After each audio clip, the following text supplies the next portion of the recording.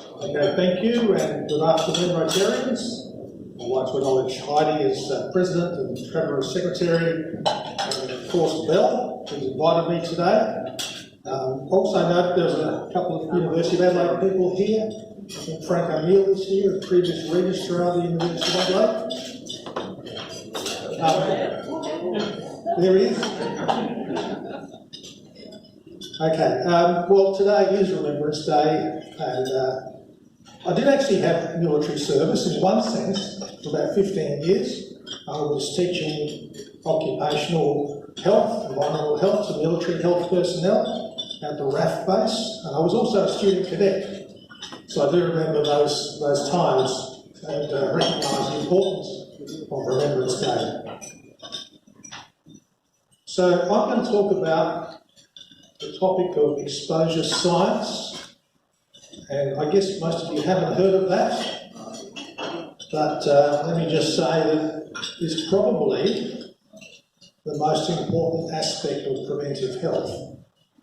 I was asked to say something bold, and can I just say that if we're trying to understand health and prevention, we need to understand the exposures that people have in their lives. And so I think the point here is that most disease has unknown origins. About 80% of disease that we experience, cardiovascular disease, chronic diseases and so on, have origins that we don't quite understand. What we do know is that only a minority of those conditions are directly related to genetic factors. So the argument has been made that there are environmental factors that contribute to disease, and if only we knew more about those environmental factors, we could do a lot in terms of prevention. So that's the basis of why I'm talking about this topic. And I guess you also should be aware that mobile devices now are everywhere. Mobile technology is everywhere. I don't think there's anybody in this audience, and you're a sophisticated audience, hasn't got a smartphone or is wearing or not wearing something like a wristwatch which monitors heart rate and so on. So these things are there everywhere, and in the future we'll probably be wearing them more directly to monitor our health. So that's the basis of the argument, if you like, for today. I'll try to make this somewhat more relevant to you guys, rather than being a lecture. And I do have lecture material, and some of the stuff can be made available afterwards. You don't want to give a lecture, do you? If I can get this clicker to work. What? Yes. Here comes the service. It always helps to have the power on. Thank you. Okay, so what are we talking about here in terms of exposure science? What is the conceptual basis of it? What's new? And this is going to be a bit of a surprise, I guess, to you. What's new in this area? There's a term that's used a lot these days called omics. There's genomics and all sorts of other forms of omics that supposedly help us to understand our body. And there's a term called exposomics and the exposome, which is really what I'm talking about in terms of exposure science. There obviously are challenges in trying to track and understand all the exposures that we have, but we do have some enabling technology, and you're probably wearing it with smartphones and whatnot, and big data, of course. So we're going to see more and more of that big data stuff. I promised Bill I wasn't going to talk about COVID-19. I'm going to resist it as much as possible. But when you think about the COVID Safe app, what is it actually doing? It's actually looking at exposure to other people who may or may not have the virus. So that's a good example of how we're using mobile technology to address a health issue. And it's exposure to other people that we're concerned about with COVID-19. I want to talk about some future directions, although this is a big area. I'll really just highlight some things, depending on how we go with time. Trevor, you've got the bell there, I believe. I need one of those for the university. Okay, so that's that. When we talk about exposures, what are we exposed to? We're exposed to what we call hazards or stressors, and we're exposed all the time to multiple hazards and stressors. If we talk about chemicals, for example, we have sources of chemical hazards which propagate into the environment, and then we're exposed in that environment. Depending on the dose, there may or may not be health effects associated with that. So what I do in my day job is to have a look at how that interaction occurs. How do people get exposed to hazards? What are the circumstances of exposure? Now that's important for two reasons. One is that if we understand how exposure occurs, we can understand the risk, because exposure is the currency of risk, if I can use that term. It also helps us to identify opportunities for controls. So that's why I get excited about this area, because we do have the potential for controlling health risks. So exposure science formally, I can use that, skip through, is about this area of study, if you like, stresses, receptors, populations. And it's about the science, and it's primarily, at this stage, observational. We don't have the ability to put people in cages or in human experiments and look to see what happens. We're usually relating all of this to what happens in daily life. And where we have natural experiments, obviously we take advantage of that. But it is a multidisciplinary field. It's an art and a science. How do you get the best use of data in exposure?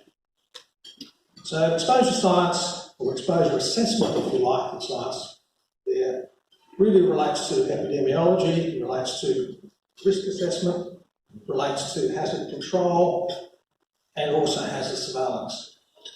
It's got a central role in all of these different areas. So, what have we used exposure science in the past for? Well, mainly for regulation, but also for understanding health risk, and also the effectiveness of controls, and the work-relatedness of disease. A lot of my time is spent understanding whether or not somebody who's got a disease might have got it at work, might have been exposed at work, and succumbed to the disease as a result of the job they have. So understanding the work-relatedness of disease is an important aspect of exposure science. And as we'll see later, often that relates to retrospective exposures. What did people get exposed to 20 years ago, 15 years ago, and so on. So, here's a topic. Sorry if I'm skipping through this because I'm trying to look at the screen as well as talk to you.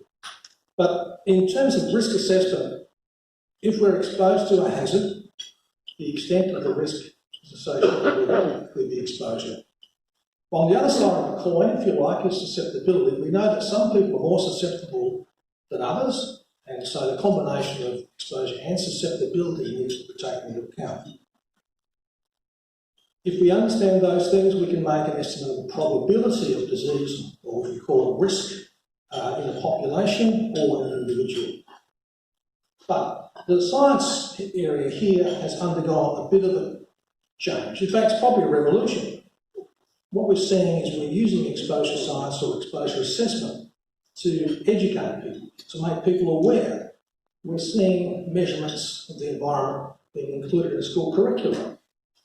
We're seeing citizen science. We're seeing people generating new knowledge by large numbers of volunteers collecting data in the environment that hasn't been collected before, maybe to develop new treatments, understand new species. It's that sort of group activity that's now becoming a lot more important in the exposure science area. Also, in terms of precision medicine, precision health, if we know what people have been exposed to in the past, and we know what susceptibilities they've had, then we can tailor some of the treatments to accommodate that. Interestingly, exposure science is also used for financial planning. It's used for allocation of resources, also enhancement of operational capability. If you talk about the military, for example, if you have a workforce, military capability that is being affected by exposures and not being able to do its job, that we need to sort of address that. And in fact, a lot of the work that's going on at the top end, if you like, of exposure science is in the military, because they have a captive population, they can look at things both from a genetic perspective and also from an environmental perspective. So we're beginning to understand susceptibility to greater detail now through that military research. Okay, so the rationale for exposure science. Well, people want to know. It's almost as simple as that. And we as professionals in this area want to assist and make sure that the evidence that is gathered is appropriate for the purpose. So we have this idea of quantified self. People would like to know about their own condition and be able to alter the trajectory, if you like, of what might happen in the future, avoid exposures, make alternative arrangements where they can. Now, it's not that simple, of course, because there's exposures everywhere, in the home, in the community, in the workplace, and there may be multiple pathways, multiple routes of exposure, and interactive exposures.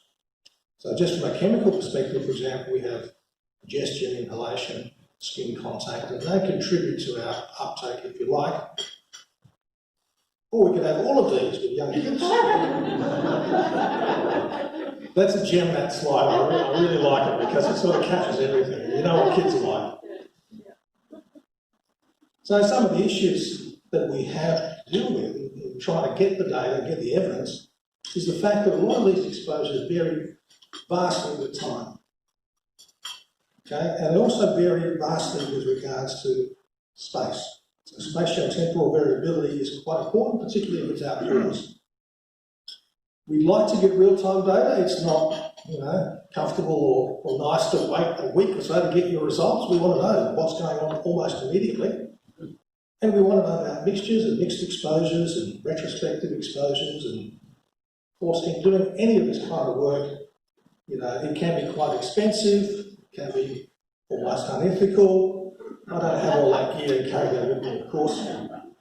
But, theoretically, you could walk around and measure a whole lot of things at once. In terms of retrospective exposures, we have a lot of tools. We've got survey instruments, we've got focus groups, interviews. We can look at teeth, for example, historically what people have acquired through their teeth or through their hair. It's not like we don't have the tools, it's just being able to apply them systematically, get answers to this question that I referred to on the very start about what's the origin of chronic disease. And one of the most pressing issues, if you like, in exposure science is dealing with this issue of PFAS. The PFAS story on military bases was quite well known. The documentary Dark Waters, did you see that movie, Dark Waters? Which describes the scenario with DuPont. So there's obviously community exposure which is going on, and sometimes we don't really know about it. And this guy here, remember him, Donald once, he was quoted with this about known knowns and known unknowns and unknown unknowns. Sometimes really we don't know what we don't know, and that becomes a bit of a challenge. So the new thinking here is to say, okay, well actually it's a really complex issue. We really can't get on top of all of these aspects. Why don't we just tackle it in a broad way, use our big data and try to tease out what's important with all these different exposures. Collect as much data as possible, analyse it as well as we can, and then see what arises, if you like. So this is where the exposome comes in. Exposome, this is a wild concept. Actually, the author of this is Christopher Wilde, who used to be the director of the International Agency for Research on Cancer.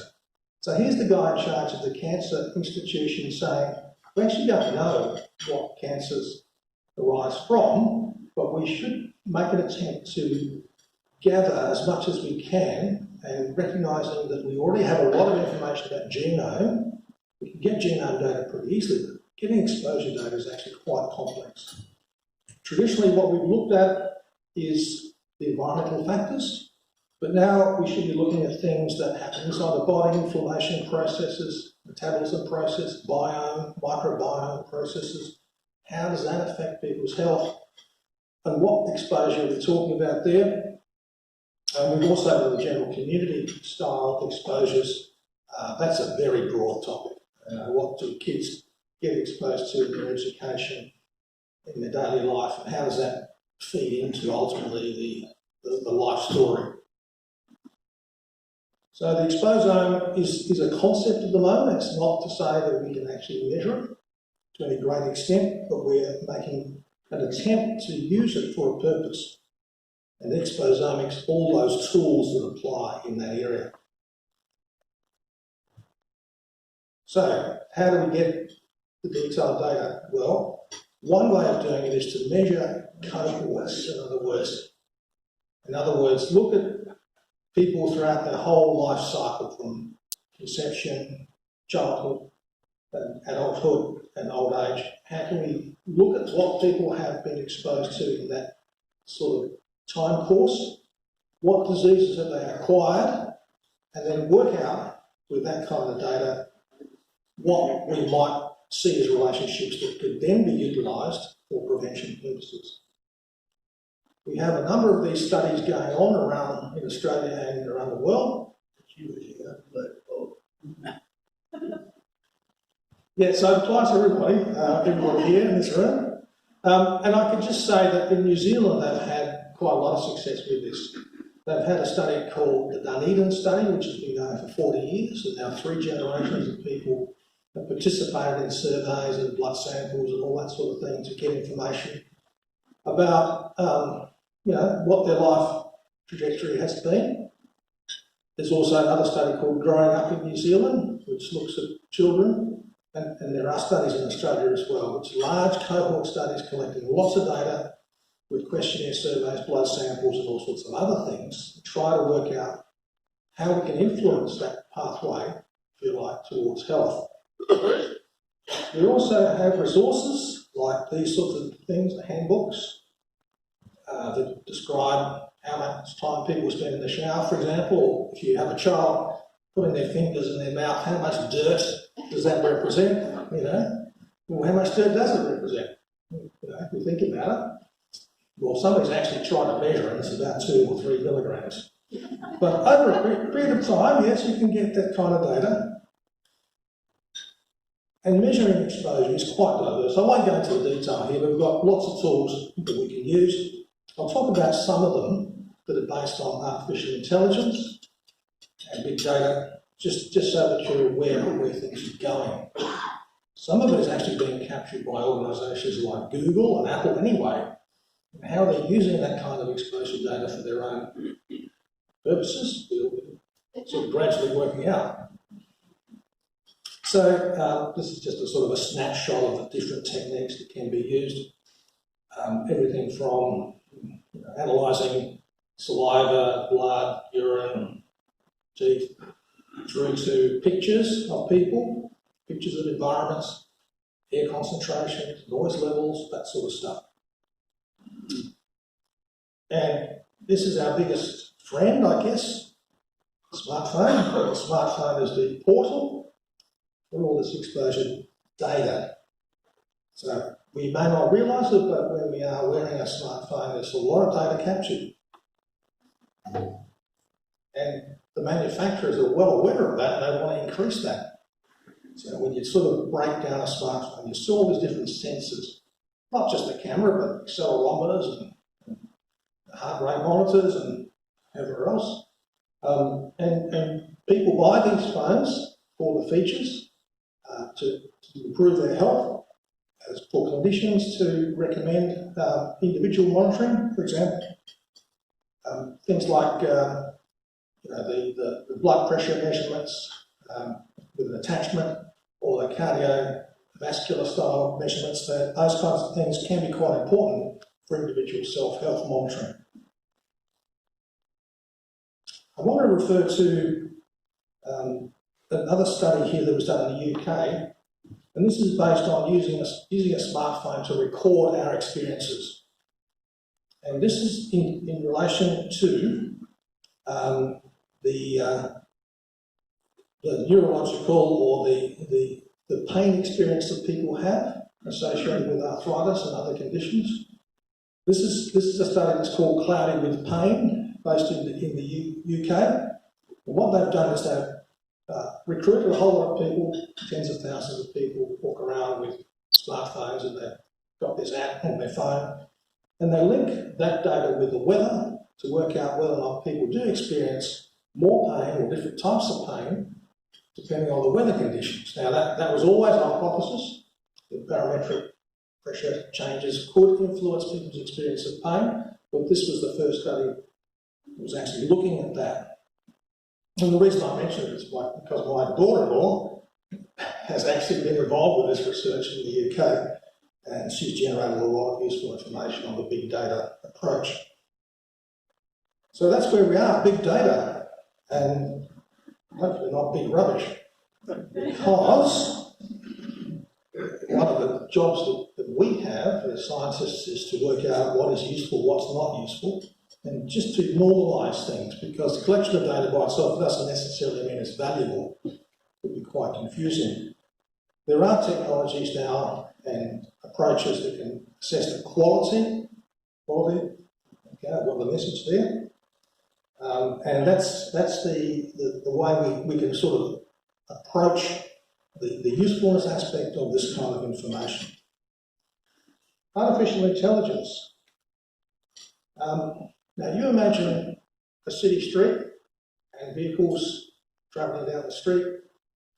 There are cameras on the street that pick up the images of the trucks or the cars, and they work out what the emissions might be from those vehicles.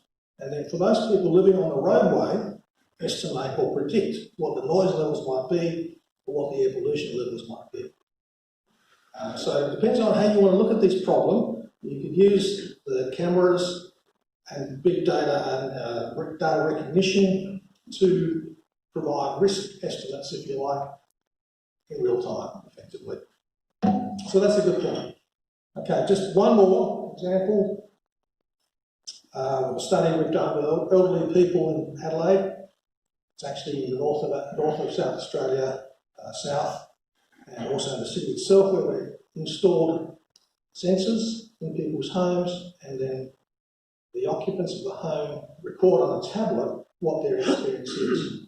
So the temperature, humidity, and other factors in their homes is actually being linked to individuals' experiences.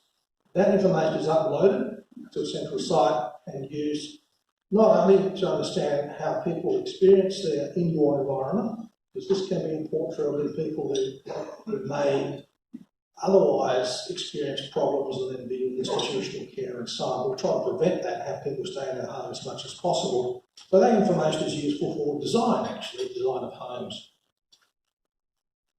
So, I would just like to finish off by saying, in this final piece, that we're going to have more and more of this stuff. We're going to have more and more people using those devices. We're going to have more and more big data. So exposure science and exposomics will probably be something that you'll hear about more in the future. Thank you.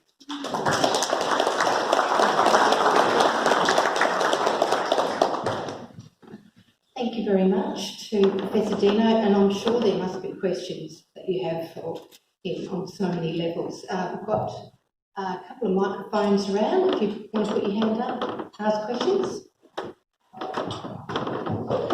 So I'm an economist / economic historian, and to some degree we're doing something similar to what you do, in some sort of sense where what happened in like 1920s, you have a famine, children growing up there, what is later life outcome is essentially like what the exposure did. One example, I had lectures 2 weeks ago about the Spanish flu, and given that we have Remembrance Day, I think in the US more soldiers died in the First World War based on the flu than they actually died during the fighting. And you didn't want to live in a city that had a military base because that substantially increased the exposure from civilians to the Spanish flu at the time. But what I was trying to kind of ask is, so you described these kind of very precise type of exposure kind of measurements. But what I was trying to understand is, how do you decide what to look for? So like, what is the important things? Like, what are you kind of like trying to find? Like, what drives what you're trying to find? Okay, thanks for the question. It's a good question. In one sense, it's the art of exposure science, what might be most likely to be useful to gather. There's always cost constraints with monitoring, so what are the indicators, what are the sentinel events, what are the things that might suggest that this can be an important risk factor for ongoing health problems. But I think it would be fair to say that the big data stuff at the moment is really just having it there. People test hypotheses, and where there is some evidence of a relationship through sequential testing and so on, then that may be useful. So it's a bit of a shotgun approach, unfortunately. A lot of things to measure, but I guess as Christopher Wilde has said, we're faced with a challenge that 80% or so of diseases we actually don't know the origins of, or we're not quite sure how important environmental factors are. Now that could be natural environment. We can talk about that, or we can talk about specific environments that are associated with installations and bases and whatever. But whatever it is, if we can gather that information and curate it, then I think we're in a better position to prevent disease.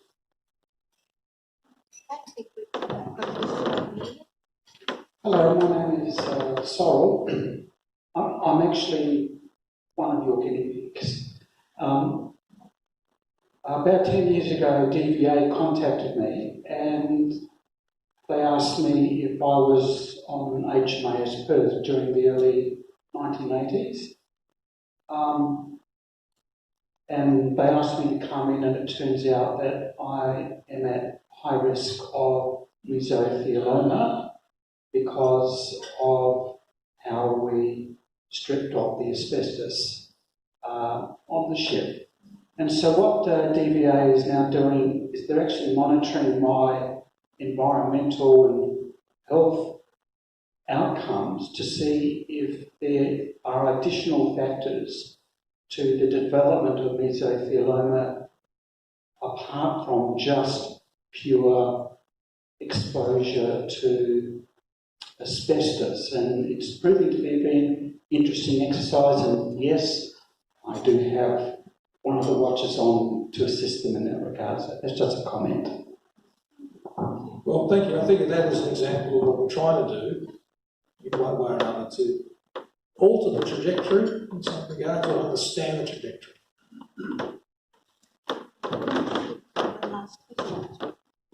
I wonder if you could comment. I'd be interested to hear what you have to say about the exposure to is it glyphosate or the Monsanto stuff? I mean, that's been going on for a long time. Is it safe? Isn't it safe? What's your response or reflection on that? Well, that's a big question. If you talk to the International Agency for Research on Cancer and the scientific committees, they'll argue there's not enough evidence for that. On the other hand, it's not always good exposure data. There's outcome data that they can monitor with some degree of precision, but the exposure data is somewhat limited. So that means the dose-response relationship, if you like, the relationship between exposure and effect is not as clear-cut as one might imagine. And there'll always be people with susceptibilities which we don't quite understand either. So I think the jury is out, on how this plays out at the moment. But the science suggests that it's probably not. Science is debatable. That's the problem. There's one group that says yes, and the other group that says no. There's a lot of implications of not having glyphosate, and so that's the undercurrent, if you like, in the community. Thank you very much. We would like to thank the guest and present the certificate of appreciation for you. Thank you, Professor. and a donation will be made on your behalf to help mitigate and contain the COVID-19 pandemic, alongside continuing efforts to eradicate polio worldwide through the Rotary Foundation. And I do ask members if they could stand and I thank the speaker in the usual way. Thank you so much. Thank you very much.